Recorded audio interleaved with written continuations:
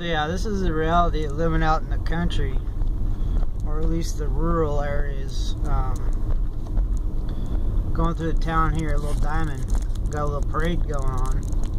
Got two combines, red combines up ahead, blocking the road. That's just the way it is, you know.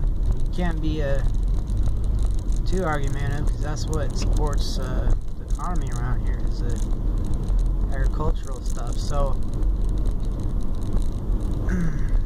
it's best just to, you know, don't be a dweeb and try to speed past these people. Just be patient and